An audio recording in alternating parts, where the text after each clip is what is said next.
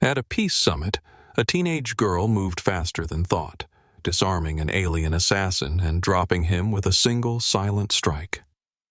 She didn't hesitate. She didn't blink. And suddenly everyone realized she wasn't just a child. But what happened next will shock even those who thought they'd seen everything. But first, let's go back to the beginning. The cry didn't echo. It rippled.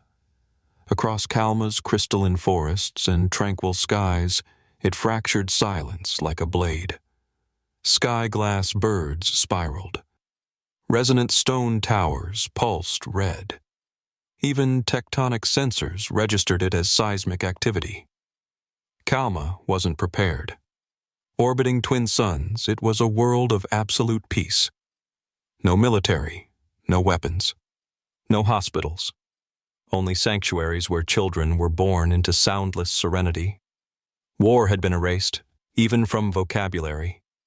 So when a stasis pod crashed and an animalistic newborn cry swept across the hemisphere, the Peace Council gathered in panic. Inside the wreck, a dead woman and a living infant. The woman's bones were shattered. Her eyes were open.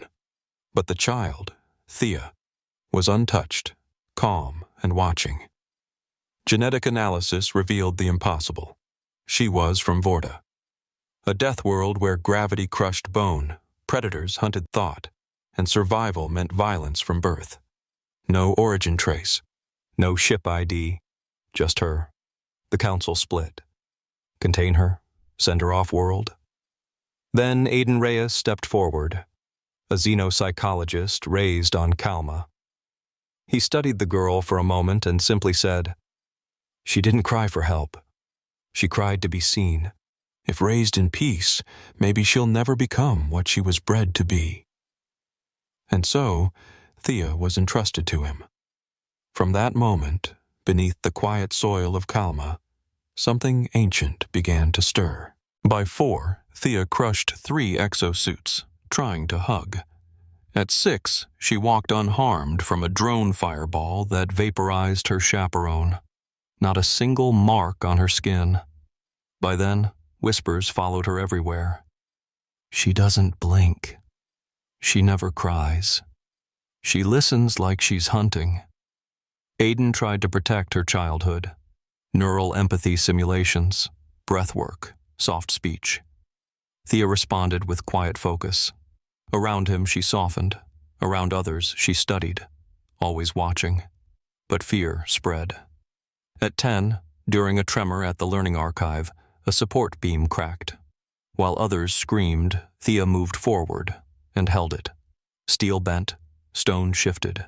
She braced and bore the weight until 6 children crawled out. No strain, no sound. The recording leaked. It went viral in under 2 hours, and the triumvirate took notice. They came not to take her, but to study her. "She may not be human as we understand it," one diplomat whispered. "She may be prophecy or weapon." General Clara Monroe led the observation. Ex-Deathworld strategist. Cold, precise. She watched Thea for 6 hours without speaking. Then to Aiden, quietly, "She's not violent. She's dormant. A storm that's been told to pretend it's a breeze. But storms forget nothing." Aiden said nothing, but for the first time he looked uncertain. The Peace Summit was historic. Zakar and New Terrans, longtime enemies, standing together in Kalma's floating atrium. The venue hovered above the ocean, anchored by nothing but magnetic fields and old trust. Every delegate was disarmed, scanned, stripped of aggression by protocol and pressure. Thea stood near the rear, silent, robed, a symbolic witness. Not involved, not threatening, simply present. Until the Zakar elder twitched and lunged. From beneath its layered scales slid a photon shiv, hot and vibrating with molecular energy. It arced toward General Eli Marcus, head Terran envoy, known warhawk, but crucial to peace. No warning. Then, movement. Thea blurred forward. 2 seconds. 30 feet. She didn't hesitate. She intercepted the attack mid-swing, fractured the attacker's wrist, crushed the shiv until it disintegrated, and brought the elder down in a chokehold so precise it left no bruises. Only silence. She stood over the unconscious body. And suddenly, every eye in the room turned not to the assassin, but to her. Thea's hands trembled. Not from guilt, from realization. She hadn't made a decision. Her body had acted before her mind. Something buried had surfaced. In that moment, perception shattered. Delegates whispered. Triumvirate agents exchanged looks. The girl wasn't just gifted. She was reactive, automatic, and potentially lethal. The summit dissolved into diplomatic crisis. Protests erupted across Kalma. Peace councils accused her of being a sleeper threat. A triumvirate governor called her a biological weapon in denial. Another offered to clone her for study. And then, the leak. Private footage, never meant to surface, spread across the network. Aiden Reyes, her guardian, slumped in a chair during debrief, voice cracked and uncertain. What if I was wrong? What if she can't escape what's inside her? What if it's not nurture or nature, but inevitability? The galaxy erupted in debate. And Thea? She watched it all. Quiet, still. She didn't speak. She didn't cry. She simply disappeared. 3 weeks passed. The galaxy held its breath. Rumors multiplied. Thea had returned to Vorta. Thea was raising armies in asteroid belts. She'd gone underground, or off-grid, or transcended. Every faction watched. Triumvirate warships tightened patrols. Planets locked their airspace. Border colonies scanned for her heat signature like a coming storm. But Thea didn't go to war. She returned to Kalma, to the wall of names. Carved deep into the southern cliffs, the wall pulsed with memory. Each line a person lost to violence. Peacekeepers, healers, envoys who stepped into chaos and didn't come back. No ranks, no flags. Just names. At dawn, alone, Thea stood before it. She reached for the crystal with her bare hand.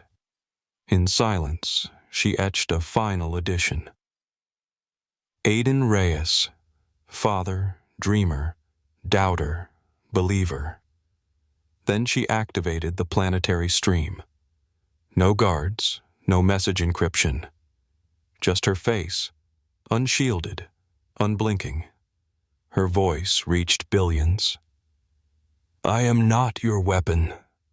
I am not your fear. I am the bridge between silence and scream. I was born from death, but I choose peace. You can chain a hand, but not a heart. No flourish, no outro. Just signal cut to black. Billions watched. Some cried. Some demanded her immediate arrest, but something unexpected happened. On Vorta, a child, raised for survival, lit a candle in her name. On New Terra, a hardened soldier removed his rank badge and walked away. And on Kalma, beneath a new line carved in crystal, Aiden stood in silence. He wept, not for loss, but for understanding. They never found her again, but her words endured.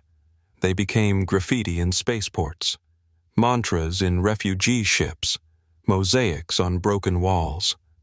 And slowly, quietly, dangerously, something began to shift. Because peace, they realized, wasn't silence. It was the choice to hold the fire inside. And Thea, the Deathworld child who chose not to burn, became the symbol of that choice.